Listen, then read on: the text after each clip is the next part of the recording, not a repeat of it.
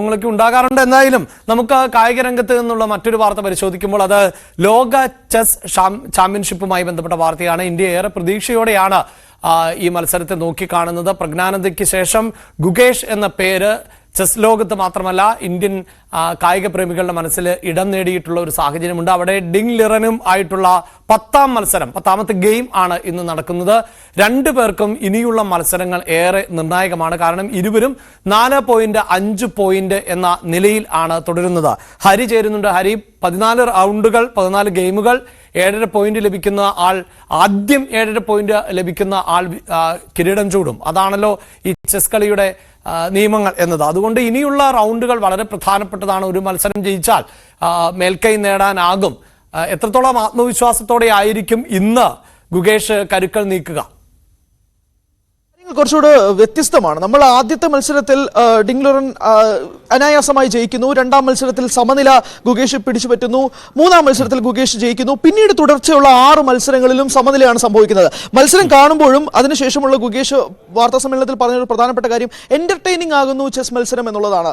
54 മത്സരങ്ങളാണ്, അതായത് 54 മൂവാണ് കഴിഞ്ഞ, അതായത് 9ാം ഗെയിമിൽ ഇരുവരും മത്സരിച്ചത്. അതിനുശേഷമാണ് ഡ്രോയിലേക്ക്, സമനിലയിലേക്ക് പോകാമെന്ന് ഇരുവരും തീരുമാനിക്കുകയും ചെയ്തത്. രണ്ടുപേരുടെയും പക്കല് രാജാക്കന്മാർ മാത്രമാണ് ഉണ്ടായിരുന്നത്. ബാക്കി എല്ലാ കരുക്കളും നഷ്ടപ്പെടുന്ന ഒരു സാഹചര്യം ഉണ്ടായി. അങ്ങനെ ഒരു സമനിലയിലേക്ക് എത്താമെന്ന് ഇരുവരും തീരുമാനിക്കുകയായിരുന്നു. പക്ഷേ നമ്മൾ എടുത്തു സൂചിപ്പിക്കേണ്ടത് മാഗ്നസ് കാൾസന്റെ വാക്കുകളാണ്. മാഗ്നസ് കാൾസൺ ഈ ലോക ചാമ്പ്യൻഷിപ്പ് തുടങ്ങുമ്പോൾ തന്നെ പ്രഖ്യാപിച്ചിരുന്നത് ഗുകേഷിനാണ് സാധ്യത എന്നുള്ളതാണ്. പക്ഷേ നിലവിലത്തെ സാഹചര്യം കണക്കാക്കുമ്പോൾ രണ്ടുപേർക്കും തുല്യമായ രീതിയിലേക്കാണ് കാര്യങ്ങൾ മാറുന്നത്.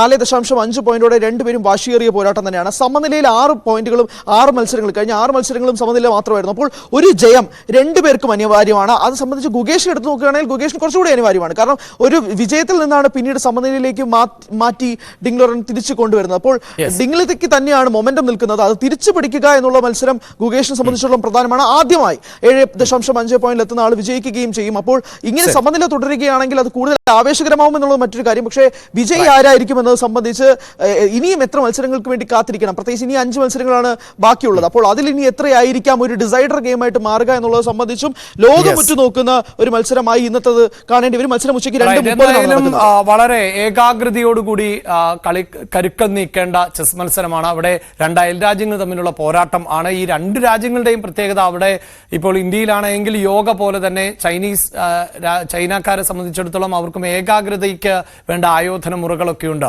ഈ യോഗ കൂടുതലൊക്കെ അഭ്യസിച്ചുകൊണ്ട് ഗുകേഷ് കഴിഞ്ഞ ദിവസം വിശ്രമം എടുക്കുന്നതുമൊക്കെ വാർത്തകൾ നിറഞ്ഞതാണ്. എന്തായാലും ഗുകേഷ് വിജയിച്ചു വരട്ടെ എന്ന് തന്നെയാണ്, ജയിച്ചു കയറി വാ എന്ന് തന്നെയാണ് നമ്മൾ എല്ലാവരും ആഗ്രഹിക്കുന്നത്.